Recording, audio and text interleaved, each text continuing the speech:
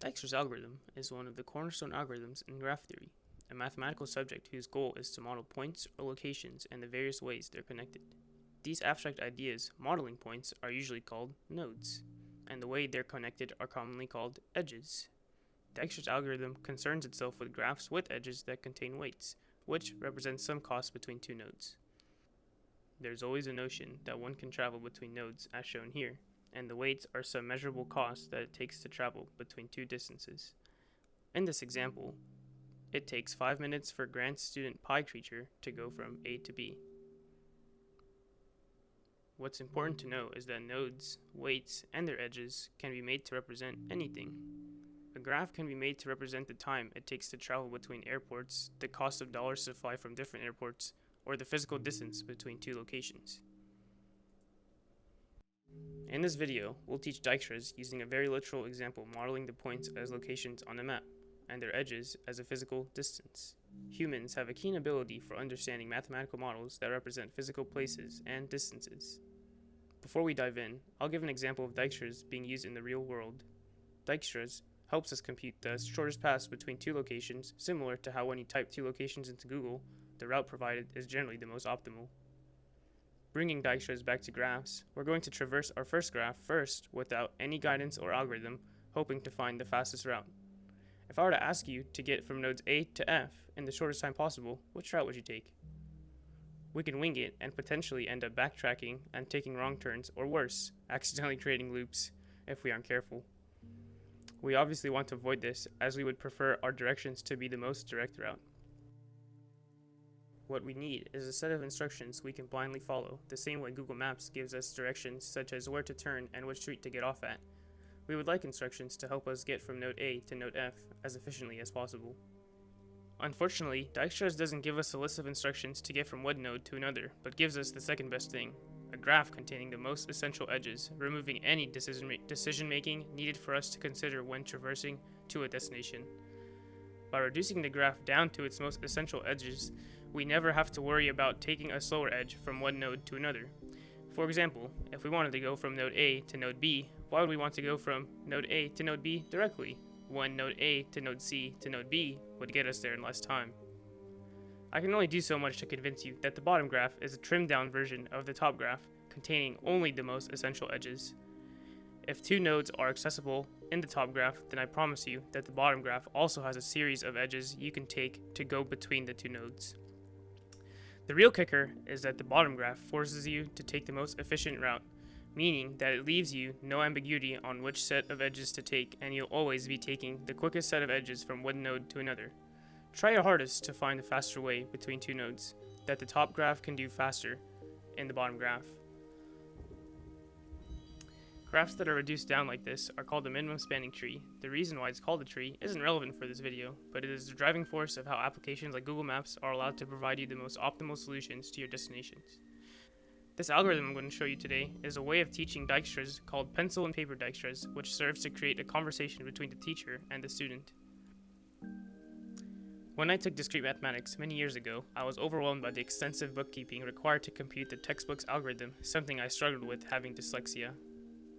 Most descriptions in textbooks required charts to bookkeep states in the algorithm, and that felt non-intuitive to me, and was difficult to maintain. I discovered this algorithm in collaboration with my community college professor, Derek Smith, many years ago, and he's been using it ever since in his lectures and serves more as an explanatory approach to build intuition, than later using their understanding of the algorithm to drive the more formal descriptions of the algorithm. This is usually taught on whiteboard, hence the name pencil and paper Dijkstra's, as the entire notation is meant to be computed during an examination or explained in front of a class with a whiteboard. Feel free to grab a piece of paper and follow along. Notation is best taught through exposition, and rather than listing out the notation used all at once, we'll slowly introduce each as if it's a story. Having said that, we're going to convert this graph into one using pencil and paper Dijkstra's notation, which can be used to visually compute a minimum spanning tree. The story told here concerns Grant's creature, Student Pi, which we'll use as a means of representing a physical scenario involving Student Pi's journey throughout the graph, and how it's tied to the algorithmic steps needed to understand Dijkstra's algorithm. We drop him onto node A, which is called the initial node, and this is decided by the person computing the algorithm. We can start at any node on this graph, and we'll get the same minimum spanning tree, and I'll leave it as an exercise for the viewer to verify this. we introduce the first notation, that of a visited node. This shading of the node corresponds with the shading in the node in real life using a pencil or marker. The notation of a visited node stems from the observation that StudentPy himself had walked on the node at one point or another. What is obvious is that the remainder of the unshaded nodes now needs a name. We called the unfilled nodes hidden nodes. I need you to bear with me while I give the notation arbitrary titles, as they'll make sense once we start the algorithm. The next notation is a potential edge, meaning that the edge has the potential to be one of the edges included in the complete minimum spanning tree. You are going to see that not all potential edges make it into the final graph, as many of them are actually inefficient to take. All the edges are default set to potential edges when we first create our pencil and paper Dijkstra's graph. Hence, we replace all the edges in this graph to be potential edges. The final type of node, that of a frontier node, is a node with lines filled in between. The name and usage of the frontier node will become obvious during the first step of the algorithm. I squeeze in one final type of edge, that of the visited edge. This helps us simplify and differentiate edges in our graph, as once an edge becomes a visited edge, meaning it connects two visited nodes. These are the edges that exist in the complete minimum spanning tree. The graph we have here is the graph that will be the basis for when we start the actual algorithm. We now have enough notation to tell a bit of a story with StudentPy and how these notations relate to him and how they play into Dijkstra's algorithm. If you want to grab a pencil and paper to follow along, copy this graph in its current state. It's good to know what the definition of an algorithm is while we cover the rules, to remind you that these are a set of automated and robotic steps that you blindly follow. While these are not the exact steps of Dijkstra's and are not the most rigorous, following these will hopefully guide enough intuition for you to have faith in that these exact steps will produce a minimum spanning tree. Having said that, the names of the notation will start to make sense here. The first step of the algorithm is, any hidden node touching a visited node becomes a frontier node. In this example, touching implies that there's a potential edge connecting the two nodes together. Following this rule, we can see that node B and node C are both touching the only visited node, which is node A. Using a pencil, we shade node B and node C into frontier nodes. We're now ready to move on to step 2 of the algorithm. The potential edge leading to a frontier node with the least distance from the initial node becomes a visited edge and a visited node. This one's a bit of a handful, but good thing we're dealing with a physical description of Dijkstra's and can physically map out this visually. We're going to cover step 2 in more detail in future steps, as this can progressively get more complex as the graph gets more developed. What we mean by least distance from the initial node is that whatever the frontier node has the least cost from the sum of its weights, tracing back all the way to the initial node. In this step of the algorithm, we know that there are 2 frontier nodes with only 2 potential edges leading to them. Going from nodes A to node B will have a cost of 5, while using the edge from node A to node C will have a cost of 3. Using our rule, we make the edge from node A to node C the next visited edge, and node C the next visited node. The reason why potential edges are dotted and visited edges are solid is that if computing this with pencil and paper, you complete the potential edge by tracing over it. The same goes with frontier nodes. They're shaded in to complete them into a visited nodes. I hope the notation starts to make sense now, as this version of Dijkstra's was supposed to be done by humans, not computers. If I haven't lost you up to this point, then you're almost there for computing your own minimum spanning tree, as these are the only 2 steps to follow, but we'll need some more examples.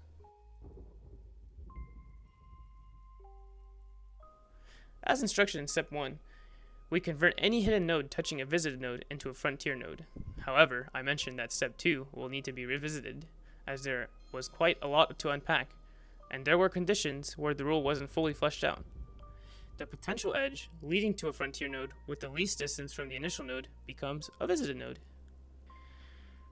We currently have 2 frontier nodes labeled node B and node E. Going to node E from the initial node requires going from node A to node C to node E, which has a total cost of 10. I'll tell you now, this is more expensive than going to node B, and we'll focus our attention from there.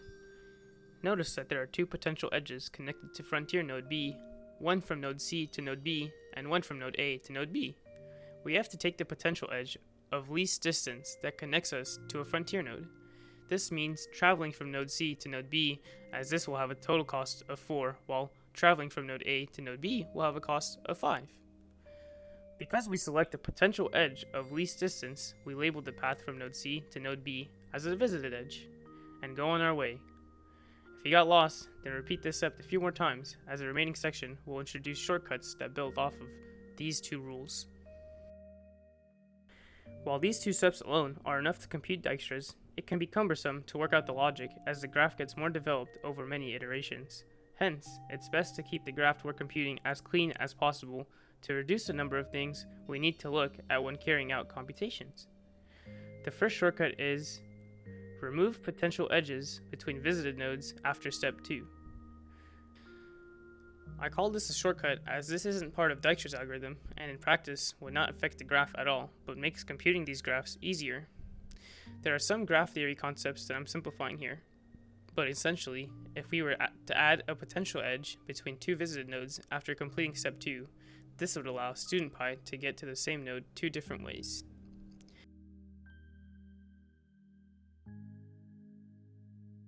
I need you to convince yourself that if we've already been to a visited node, taking a potential edge to a visited node will always be slower than the series of visited edges we already laid out. For this shortcut, we remove the edge between node A and node B because this style of Dijkstra's was meant to be computed with a pencil and paper. I would remove the potential edge using an eraser if I were doing this during a test. Before I introduce the last shortcut, I'll do one more iteration using the rules and shortcuts we already have defined. I'll go a little more quickly now that we've done a few iterations already. The paths from node A to node C to node E takes a total weight of 10. The paths from node A to node C to node B has a total weight of 9. The path from node A to node C to node D has a total weight of 13. Hence, edge C to E becomes the next potential edge to become a visited edge, and node E becomes the next visited node. Since node F is connected to node E, node F becomes a frontier node now. Following our convention of not allowing potential edges between visited nodes, edge C to E is removed. The next shortcut involves reducing the amount of computations required for step 2. Shortcut 2. Pre-computing distances.